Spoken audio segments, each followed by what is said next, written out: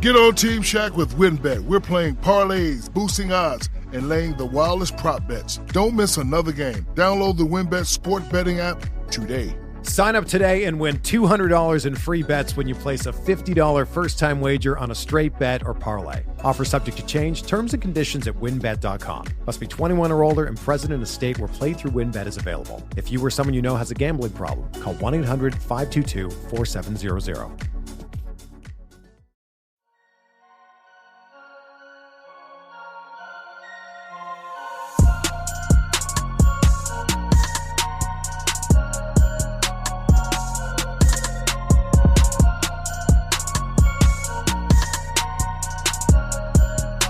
Welcome in to another Buzz Beat.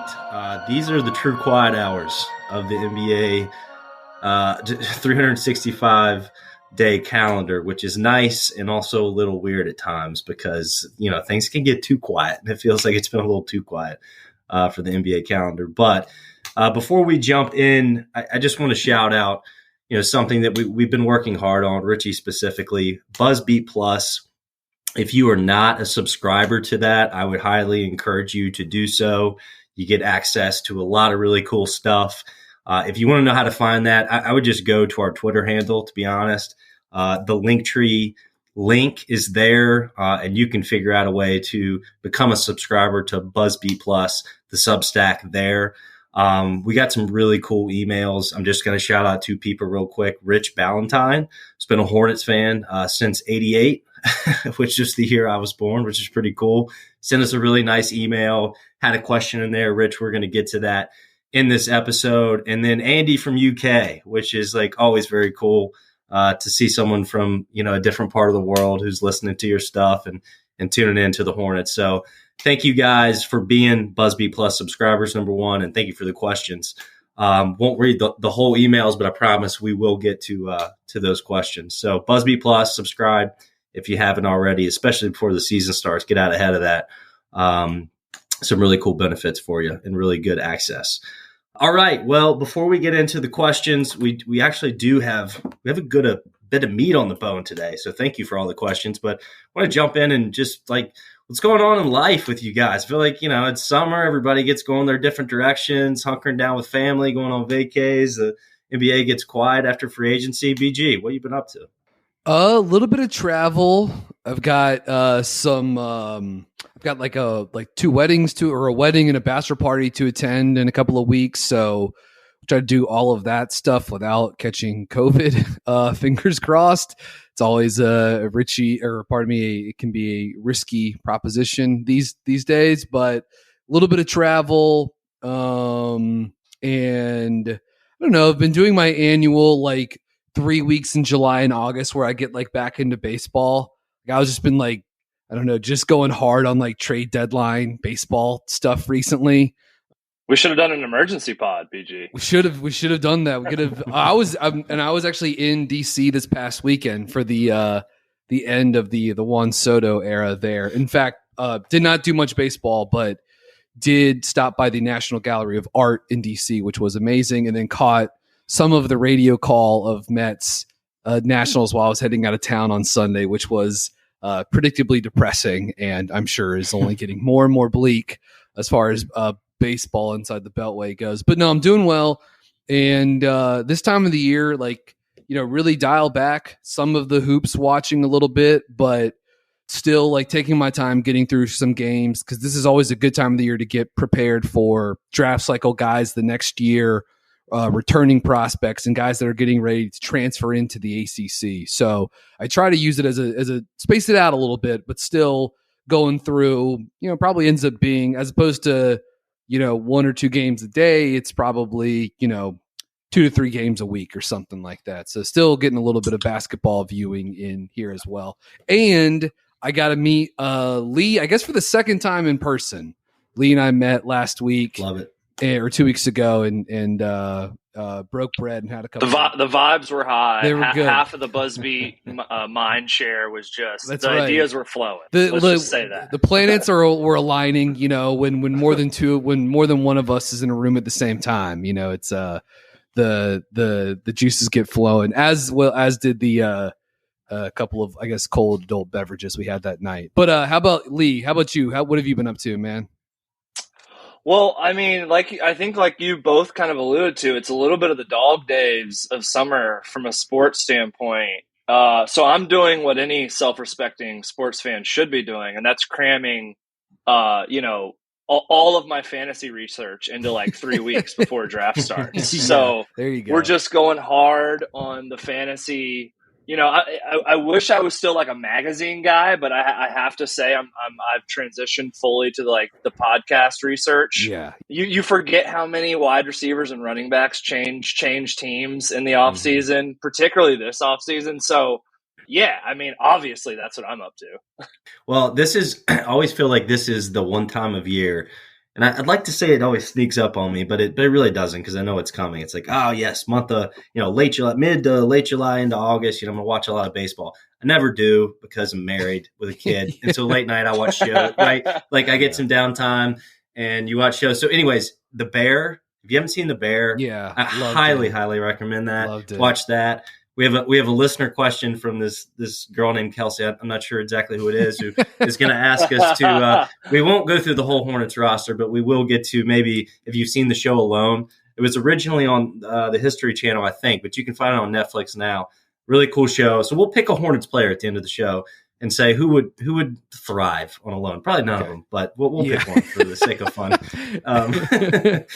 So yeah. Anyways, good to be on here with you boys. Let's jump in. We're going to try to keep this at a reasonable time limit today, which I'm not good at, so I better transition us in here. So we do have a lot of questions that I thought overlap. So again, I want to give everyone a shout out that ask us, but let's start here and really let's have a minute's allocation conversation, if you will. But Div B, our good friend at Stat Center on Twitter, did ask us, what's your current ideal breakdown of minutes at the 5, which I think is a good place to start. And then we can kind of dive into more of, who's going to take Miles minutes, what's happening with that, all that good stuff. Not good stuff, but all that stuff. So I'll go quickly, and then I want to throw it to Yuli and kind of get your thoughts here, because I think this situation might not have a finality just yet. We might not know who the starting center is for the Hornets, or he might not be on the roster, rather. As the current roster sits, you have to assume that Plumlee is going to be the starting center, as depressing as that is to me, at least. I do think that the Hornets are in a position with Nick Richards still on the roster, and obviously just drafting Mark Williams. Like those guys, like Plumlee, he can't play as many minutes per night as he did last year, at least in my opinion. So I don't know exactly how I would kind of split up the minutes between those three, and then haven't even talked about Kai Jones being in the conversation. I think Summer League showed me that he's going to need to play 5. I can't really imagine a time anytime soon that he's going to be able to play 4. So I really think that Plumlee, when it averages out, shouldn't be playing more than 20 minutes per night at center. I don't know if Richards gets squeezed here. I think that's like the Richards, Mark Williams minute allocation is going to be a pretty interesting second banana competition in training camp, I think. And then Kai Jones, like he's got to play this year. Like we got to see it. Like the Hornets can't sit on their hands here. I mean, he's in his second year, so I'm kind of bouncing around here. I don't really have an answer, but I think it's very, very interesting. And again, I still think there's a chance Miles Turner's on this roster before the beginning of the season. So we might. Spencer will never. He'll never let that die. Well, I don't think that Mitch Kupchak will either, nor will the Indiana Pacers franchise. So, yeah. And look, there's a recent report out there. I mean, I think he's reached the point where he's like, all right, get me out of here, or don't. Like, I'm not coming back. Yeah. Once I'm a free agent, so like, let's do something. So I think it's kind of like reached the mesh point. I think we could see a deal. I think the Hornets are still interested. What say you, Lee? I mean, when you look at the allocation from last year, obviously Plumlee was the every night start. I'm kind of like throwing Harrell out of this conversation. I mean, for now at least. Like, I know it's possible he could return. I'm just kind of putting that to the side. Yeah, I think for all intents and purposes, you can, right. It's just not productive. Yeah. So Plumlee, 3,700 center minutes for Plumlee. 1,800 for PJ Washington. So, there's essentially kind of like a 50% split there.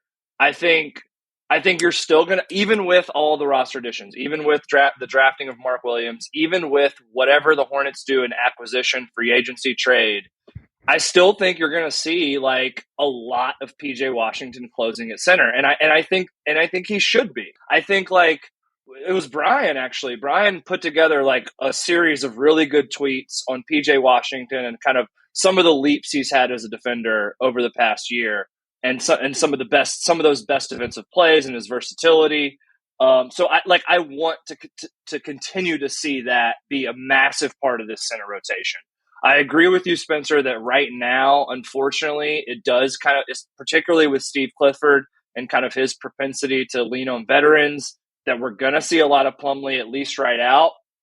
And then I would hope, and look, you guys know I've been one of the kind of, ardent Nick Richards defenders on this podcast, but I would really, really hope that Mark Williams is given those opportunities over and over and over again.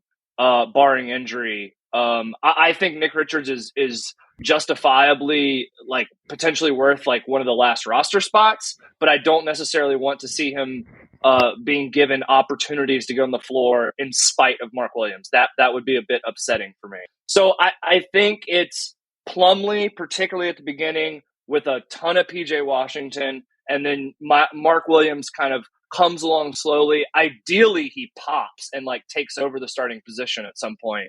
But I don't know how realistic that is to expect.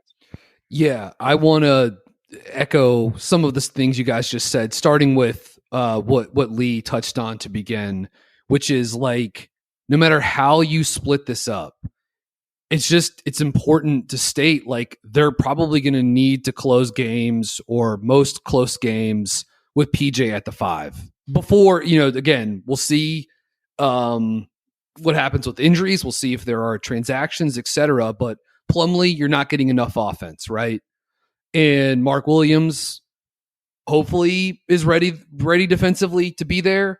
But even then, teams might feel like they're able to in a late game situation, switch a ball screen. That's Mark Williams screening for LaMelo, right?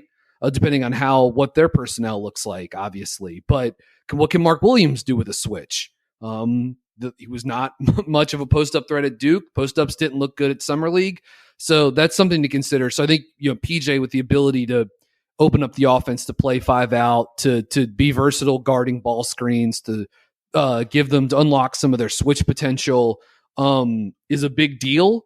And I think that's one of the reasons why, yes, you're going to have to find some way to carve out either like significant minutes for PJ at the 5 still, or you're going to have to be like selective and say like PJ's only going to play maybe 8 minutes a game at center, but they're all going to be leverage minutes. Do you know what I mean? Like it's going to be 6 minutes in the fourth quarter or 4 minutes at the end of each half, or whatever, however you want to break it down. But just again, he's going to have to factor into that mix. And depending on how things go this season, Plumlee seems like a guy that could be used as a trade chip in some shape or form, just given his contract as an expiring. The Hornets, as Spencer noted, could certainly look to make for a swing, trade for someone at the 5 with perhaps Miles Turner, as has been rumored for years now. And maybe you're getting Turner at like the nadir of his trade value, right? So maybe it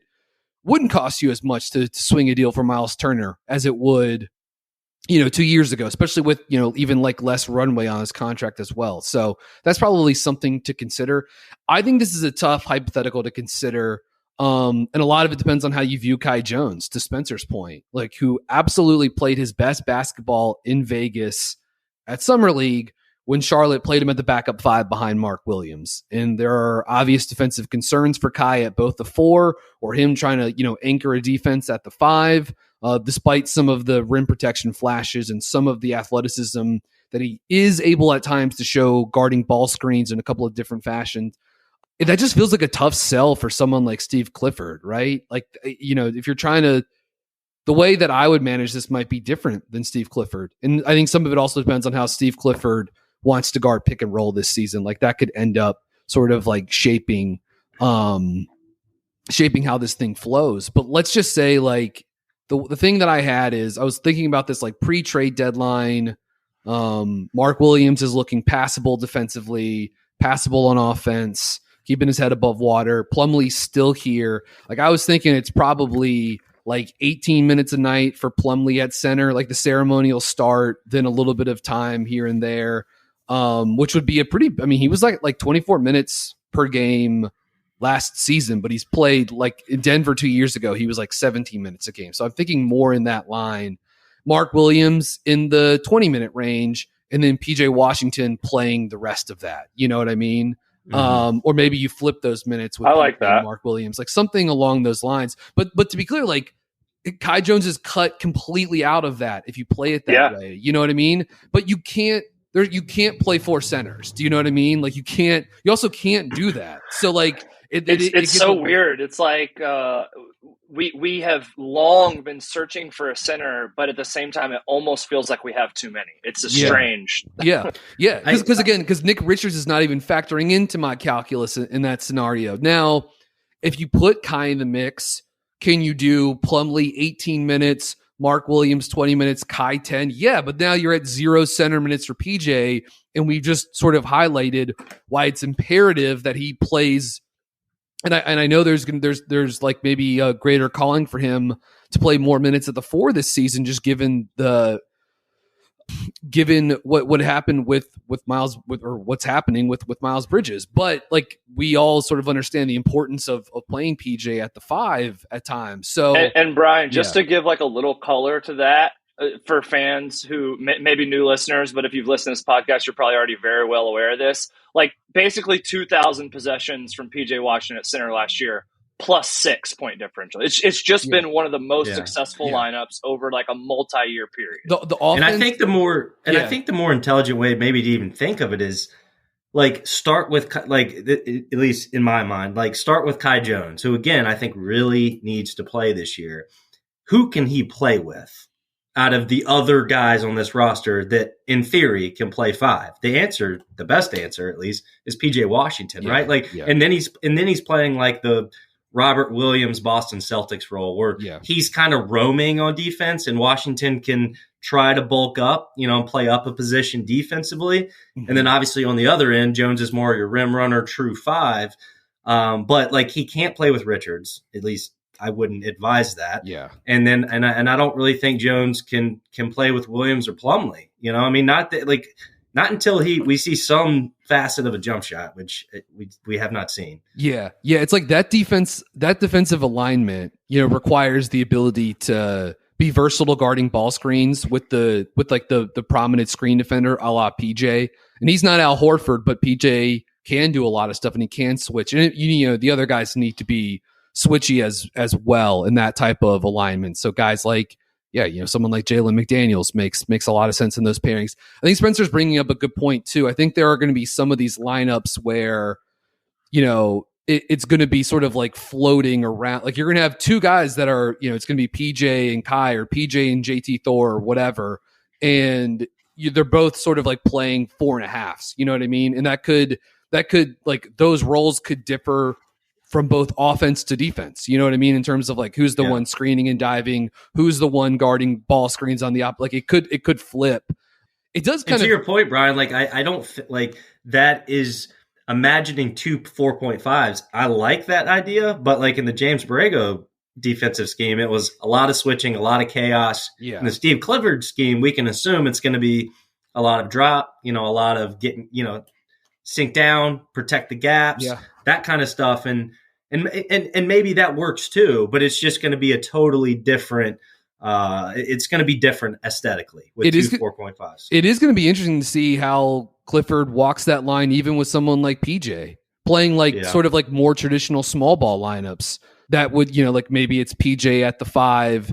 He's the de facto 5, and and McDaniels and Hayward are the 2 forward spots. Like PJ has a 7'3" wingspan. He's shown some ability to be versatile guarding pick and roll, to be athletic when you ask him to be in the drop, to guard at a couple different levels. But like that's not really like that's not the best way to use him defensively guarding the pick and roll. You know what I mean?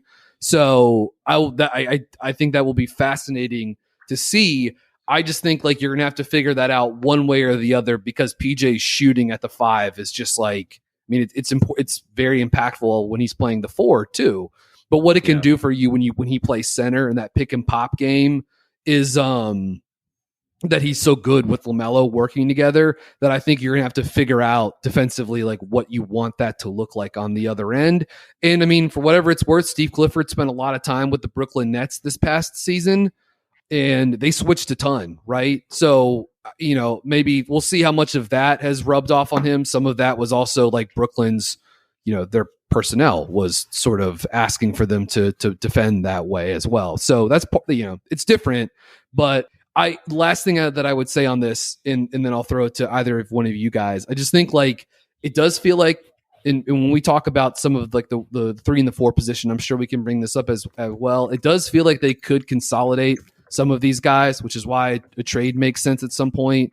We'll see what happens with the injuries as well. But I just think a lot is going to depend on the comfort level with PJ and where Mark Williams is, not just in October, but like where Mark Williams is once they get into like sort of like the stretch run of the season. You know what I mean? How does he progress? Because if Williams is really, really good, and I think all of us agree he's going to be a good pro, but if he's like very good, early on in his career, at an advanced portion of his career, then it makes Plumlee like, immediately like you just immediately expendable in some way, shape, or form, and all of a sudden like it's very tough to like see the value in playing that guy beyond like spot minutes. Whether taking a road trip to the beach, heading to the mountains, or driving to the city, summer adventures are nonstop fun in a new Honda. But let's face it, summer trips can really add up. That's why I love the fuel efficiency of Honda. With Honda, you can save your money for other things, like that awesome keychain at the convenience store, that brand new album you wanted, or whatever else your heart desires. New Hondas are arriving daily. See your local Honda dealer and start your summer adventures today. Okay, so let's transition and talk about Miles Bridges. And for the sake of example here, let's assume Miles Bridges is not going to play for the Charlotte Hornets this upcoming season. Number one, BG, where do these minutes get reallocated to? And then number two, where is the scoring coming from? Which is probably the bigger issue. I think we can find enough players to get the minutes, but the scoring is going to be really tough to replace, and the playmaking for that matter. Yeah, I mean the rim pressure is going to be like a big challenge, obviously. And look, we saw PJ play a larger share of his minutes over like probably the final third of the season at 4 last year. They started sort of shifting Miles to the 3 some, playing he and PJ together at those 2 hybrid forward spots, along with, this is really like after they acquired Harrell, and Plumlee and Harrell became, kind of like more of a platoon at the center position with PJ mixed in as well. And I just think like you're going to have to give PJ a ton of playing. I mean, he was kind of just the answer to like the center question in a way. But assuming, Plumlee and Williams are playing a lot of center time, and who knows how Kai Jones factors into that mix as well, like PJ's going to have to play big minutes at the 4. He offers the movement, shooting, the screen versatility, on both sides of the court, how he can switch out and guard a bunch of positions. But what he can do is a screener partnering up with guys like LaMelo Ball and Terry Rozier, maybe making things easier for someone like James Bouknight. But his ability to pick and pop, his ability to roll, you haven't seen it, I would say, like in terms of like a high volume fashion, but the short roll playmaking is something he can do. And PJ's shown the ability to short roll playmake, even when someone's in the dunker spot. Like he has the ability to make those little like drop passes and find guys for, when he's playing the 4, he dives to the hoop and, defense on the back line rotates and he can throw a little hook pass to, Mason Plumlee for a dunk or Mark Williams for a dunk. So I think some of that is interesting. He just does a lot of stuff that can sort of like breathe life into an offense with the shooting, the passing, and the occasional, like above the rim finishing. Earlier in his career, we saw him like post mismatches, which is not I don't think at this point, like much of a strength of his, and it's something he's really gone away from. But maybe they try to dust that off a little bit more. Like that's not a great way in terms of like generating rim pressure, but it's another way, because it's another way, albeit one that's coming, it's a little more, flat and stationary, but it's another way of maybe drawing fouls, maybe puncturing defenses a little bit when the pick and roll isn't humming. So I think that is sort of like an obvious place to start. At this point, I think you're just going to have to see more Jalen McDaniels too.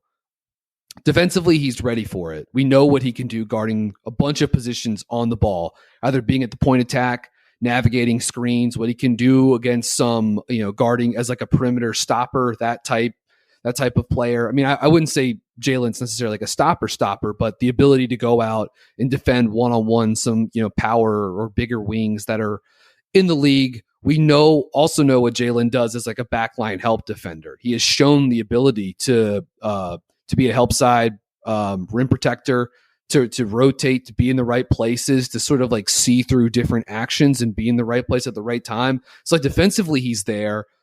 Offensively, I think he does enough stuff to kind of like keep the wheels running as a spot up guy, as a catch and go guy, what he does in transition, the baseline cuts, like he's nice. He and Cody Martin both do a nice job kind of like cutting along the baseline, and making plays on the weak side or hitting the glass.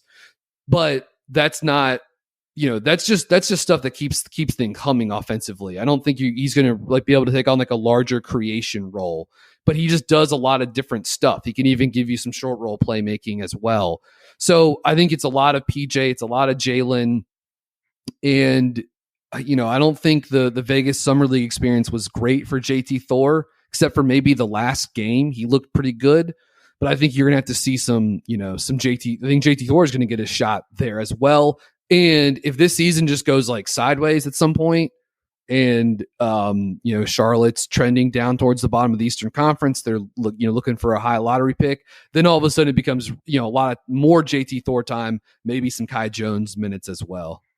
Yeah. So this is the big question, right? Like, Miles Bridges took a massive leap from last offseason to this season. I think it was Spencer who mentioned this already and hit it on the head. Like, there is kind of like conceivably like ways to replace certain things that Miles Bridges does with this roster. Like when you rattle off, and I am using the term wing like slightly liberally here, but when you rattle off kind of the bevy of wings this team has, like there is a ton of guys like Cody Martin, Gordon Hayward, Jalen McDaniels, JT Thor, Kelly Oubre, James Bouknight, even a guy like Bryce McGowan's that was good in Summer League. But the one thing I don't think any of these guys can replicate in any meaningful way is the playmaking. The downhill playmaking, the isolation playmaking, the bully ball, there just isn't a candidate to make that type of leap as a playmaker. Like Rozier and Hayward are pretty tapped out. Like from what they are who they are at this point. I do think LaMelo Ball can certainly make another jump as a scorer. Like we've talked about some of his deficiencies and where he can continue to improve. I think it's totally reasonable. The most ready are the two that BG already said. Jalen McDaniels for sure. And then I do think JT Thor is kind of like 1B in that grouping. I won't talk about them too much because BG already laid it out. I think a real long shot here, someone who I wasn't super optimistic on during the draft process, but has theoretically has some upside value as a playmaker is James Bouknight. I would love to see him make a jump. I don't think we've seen a ton of evidence that is going to happen.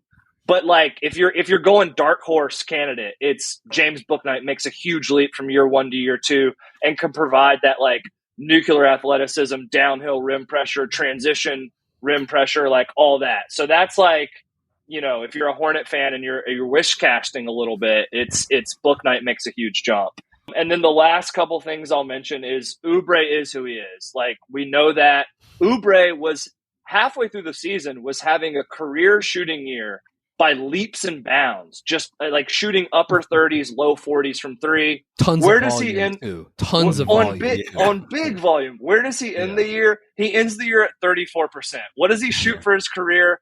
33%. There you So like go. he is who he is. That is Kelly Oubre. And then the last thing I'll say is, maybe you get a 3 to 4% improvement again from Cody Martin.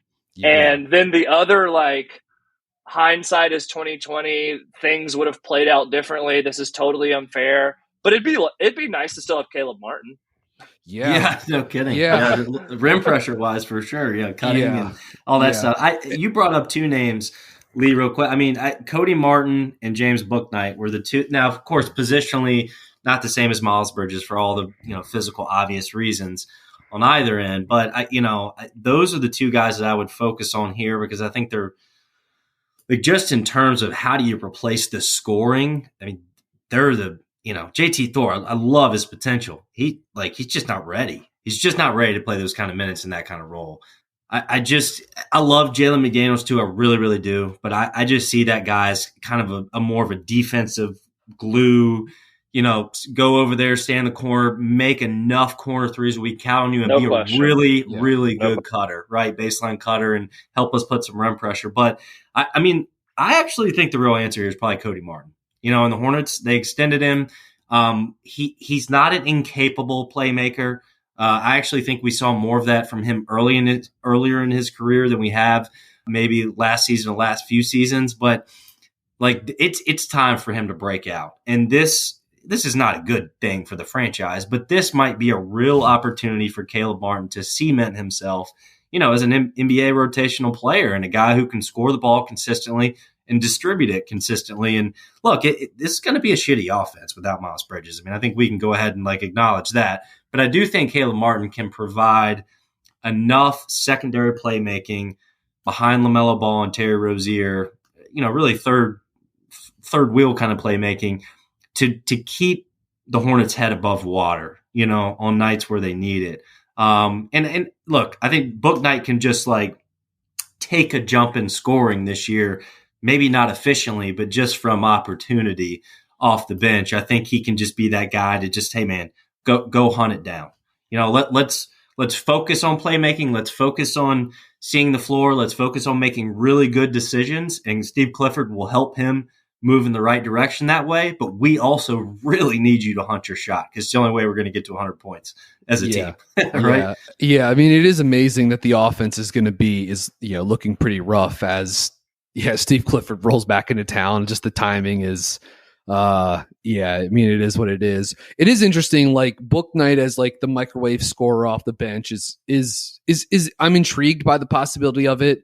You can go back and listen to us talking about Bouknight before the draft and after the draft. And I wasn't a huge believer in Bouknight. I did like him somewhat as a prospect, but I also don't to be clear, I agree with Spencer. I think you're going to have to ask him to try to do that stuff with this roster, but I really don't love that. I don't think that's his archetype. I stand by the belief that Bouknight should be used in a role that's like Terry Rozier. You know what I mean? And I know he doesn't have the knockdown movement shooting of Rozier, but I just think he has to be thought of in a way where you're designing stuff for him as opposed to saying hey, when LaMelo's off, you're running pick and roll every time down the court or whatever.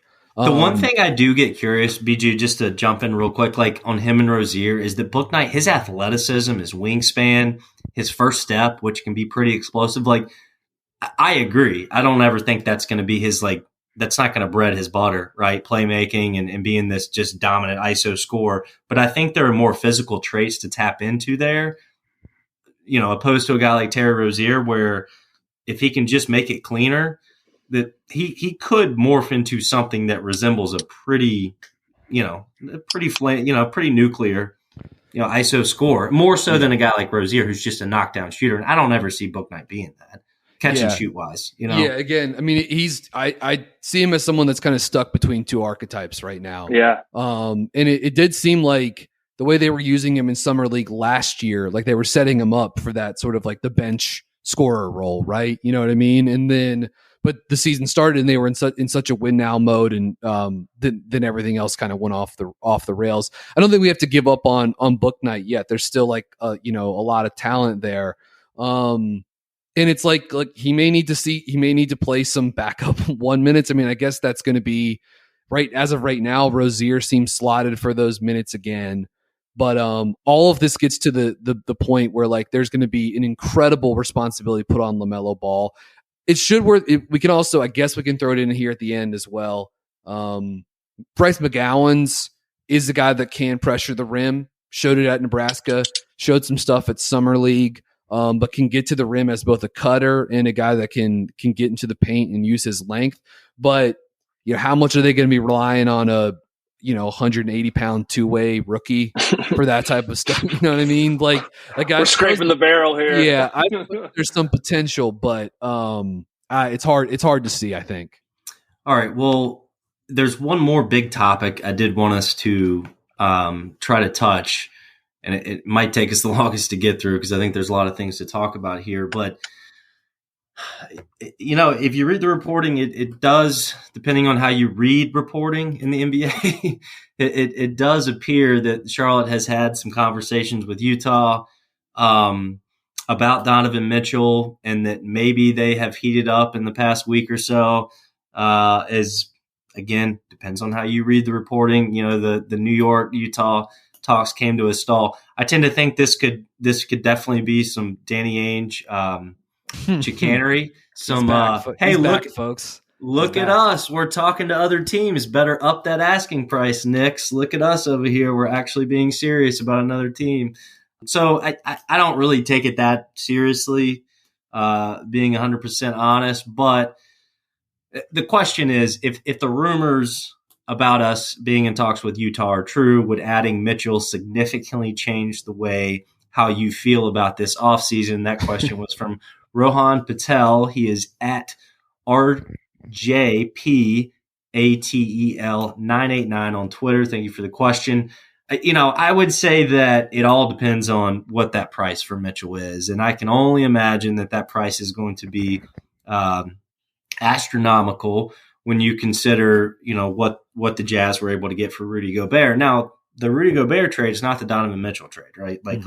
All these things exist in their own way, in their own entities. But, I do think that the way that the league is just throwing around first round picks now, it's like, I would just imagine that's what Utah is after. Like, I think Charlotte does have things to put on the table. Like, guys like Kai Jones and James Bouknight are eye of the beholder kind of prospects. I think there's probably some teams out there that value them. I think there's a lot of GMs out there. Yes, definitely no. I'm not interested. But Charlotte is +1 in future first-round draft picks with the pick that they'll get from Denver. So they have 2 first-round draft picks in next summer, and then, Stepien rule kicks in. But they can trade as many first-round picks as really that the league rules allow them to moving forward. So, proceed with caution, Hornets. But depending on what the asking price is, they can – they can throw PJ Washington, James Bouknight, Kai Jones, Terry Rozier, and a bunch of picks on the table. And to me, that offer's not nothing. That offer is not nothing. Those are not long-term contracts. I think Terry Rozier can be flipped. I think PJ Washington can be extended and traded at a later date. All those picks, you got 2 young guys on rookie contracts. That's not bad. Could they make that work with Rozier as the central contract without including Hayward? Is there enough, rigmarole that could happen there?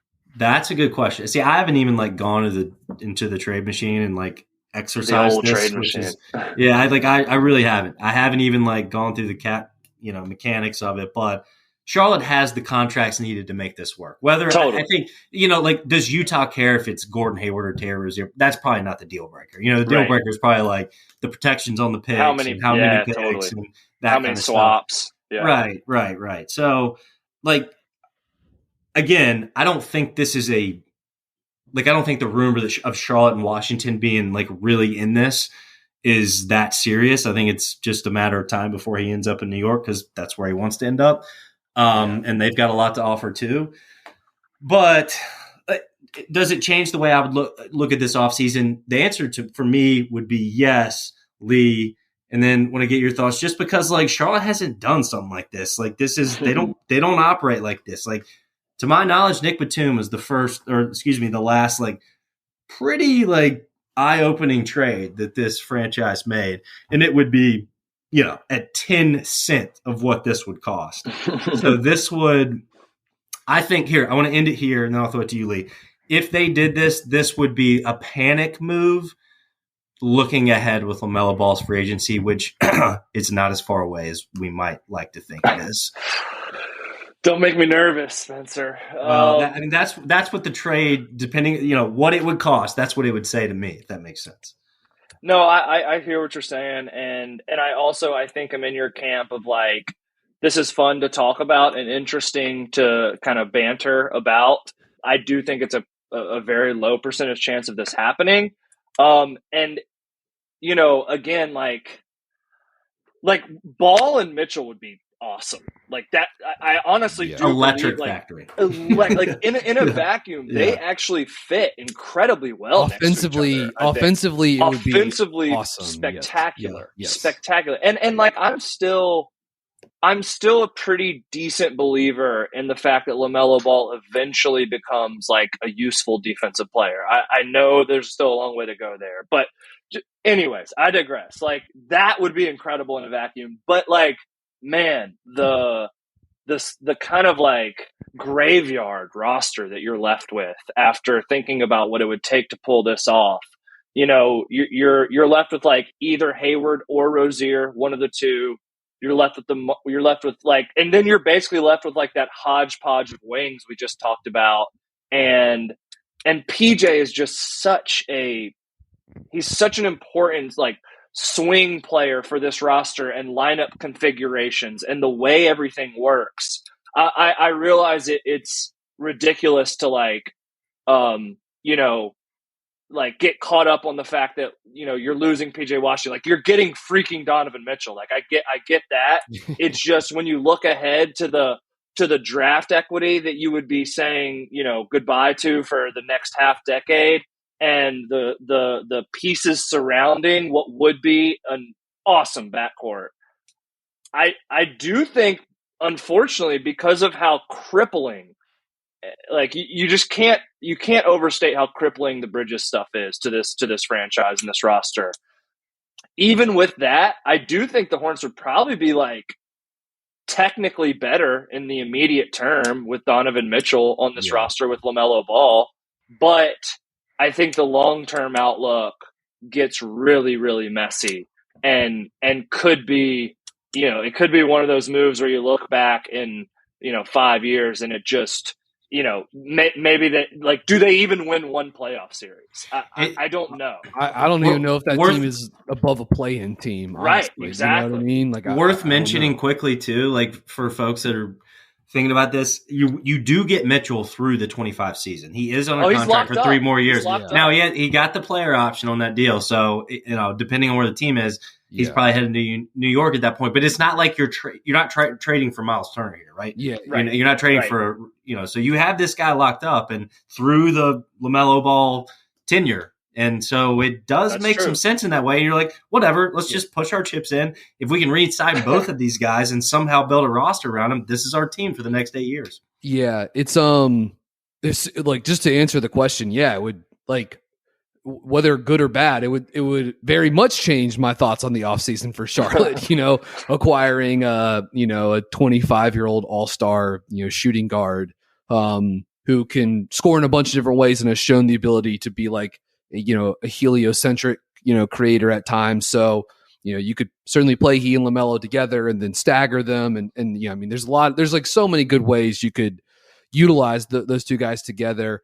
I think Rozier's going to make, like, I think Terry's at 21.5 for next year. Mitchell is at like 30.3. So like Rozier gets you pretty close with like one other salary. You might be, if it was someone like PJ, you might be in the door there. But just like, what does that do for your team long term? So, especially once you actually like bolster that offer with all of the picks. I agree with Spencer. Like, I think Mitchell's going to end up in New York. And like, I do kind of think this trade at some point in time is going to get done before Mitchell goes there in free agency. New York just has the most stuff to offer right now. You know what I mean? Now they're being investigated by the NBA, right?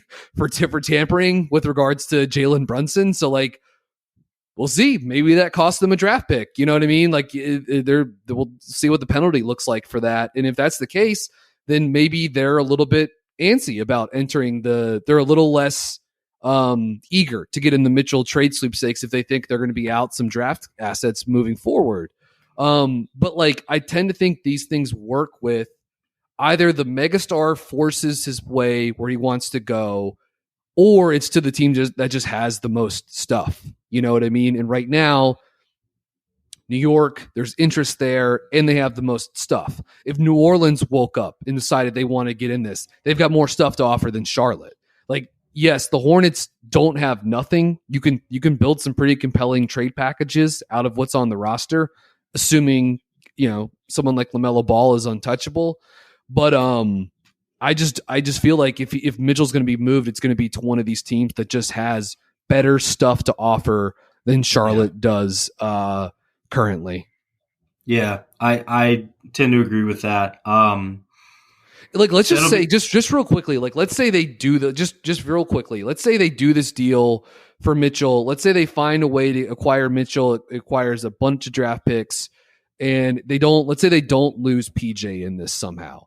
So you're working with, and let's say Rozier somehow ends up being the center. I don't know if this kind of like deal is actually feasible or it's certainly not likely to happen, but let's say your starting backcourt is LaMelo, Mitchell. You still have Hayward, PJ, and, you know, Mason Plumlee, Mark Williams. That's not a top 6 team in the Eastern Conference, right?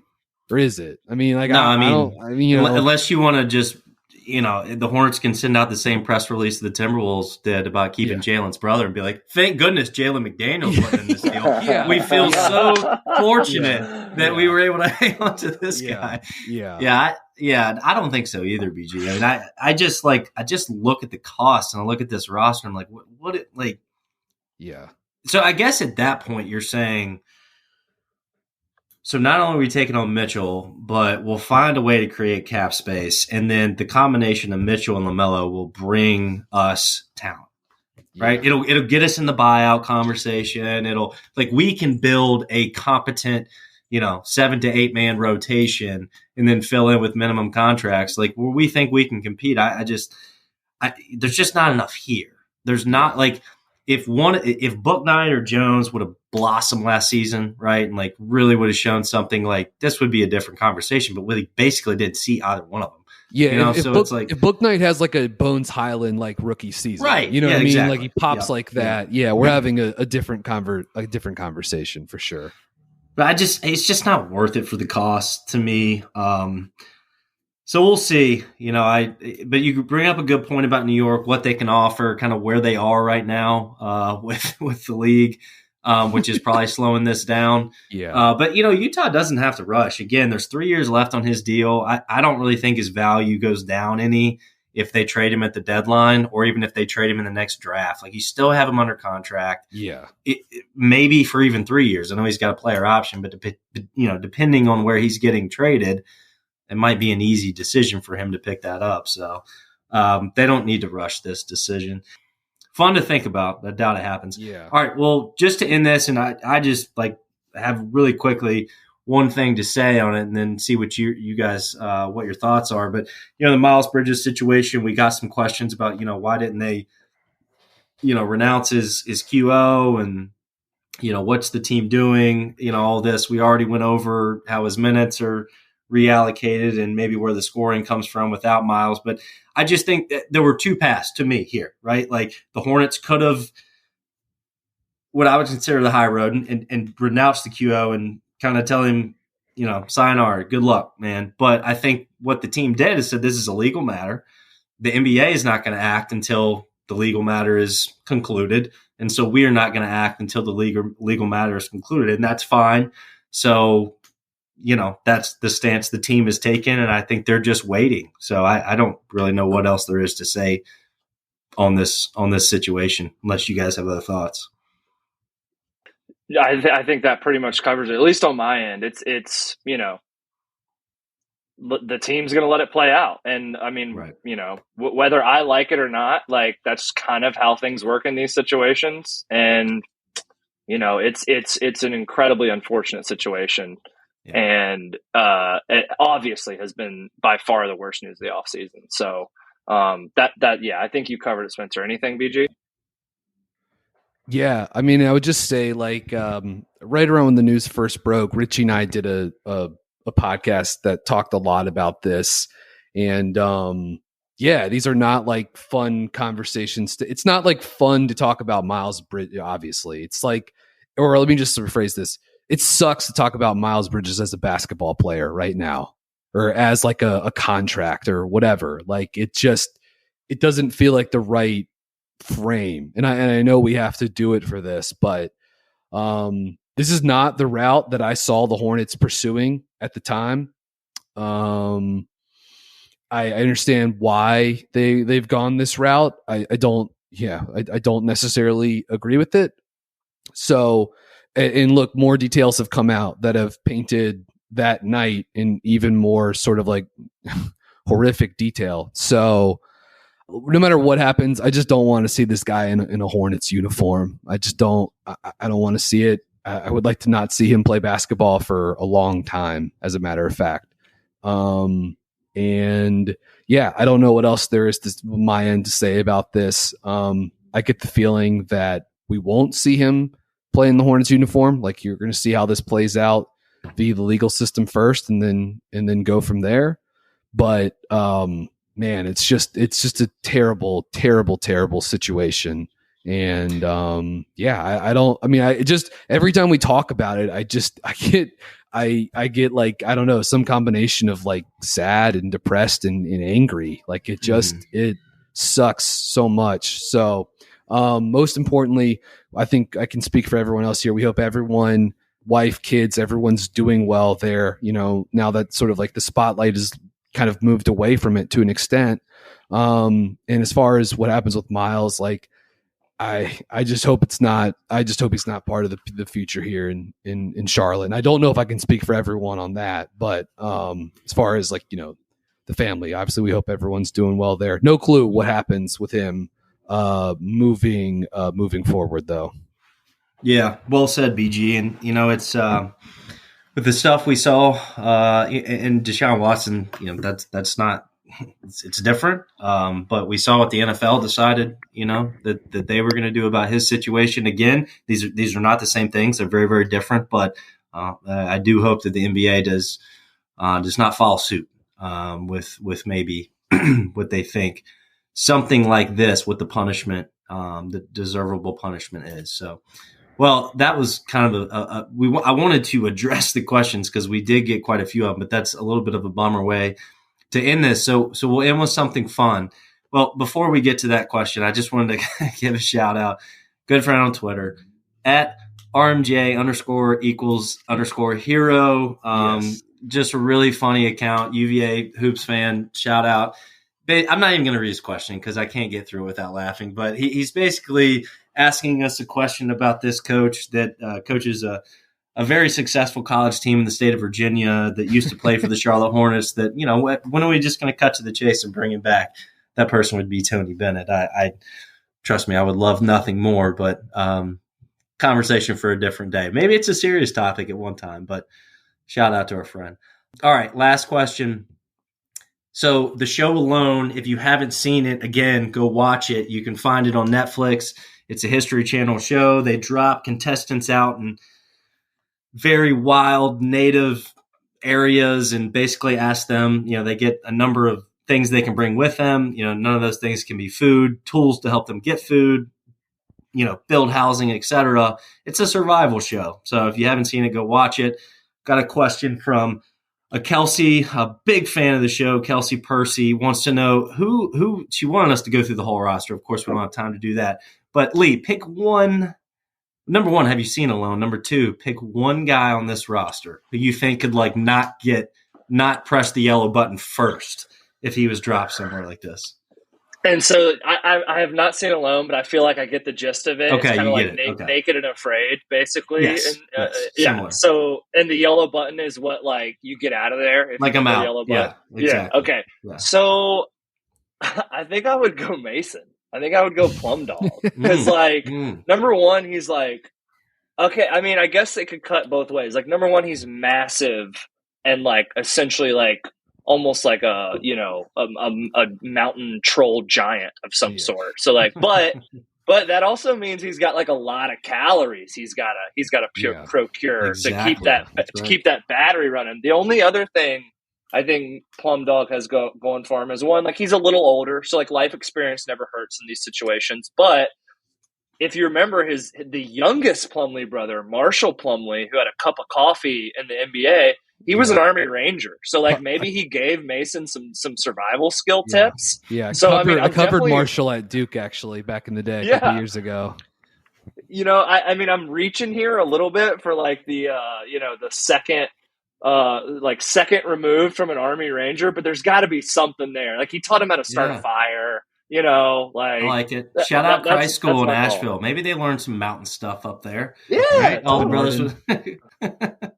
All right, I'm going Cody Martin. I don't really know why. I'm going Cody Martin because I just imagine him being resourceful, he's scrappy. Yeah, scrappy. You know, he's a survivalist. You know, he earned his way into the league. I was a skeptic. I didn't like the pick when the Hornets drafted him, and I've come to love him because he works his tail off. He does all the dirty work. Like, I just imagine him being dropped into a native area and just being like, okay, I got to figure this out, and I'm going to survive, and I'm going to make this freaking roster. You know, so I don't know, Cody Martin. Yeah, I'm going with Cody Martin as well. I think Eric Collins.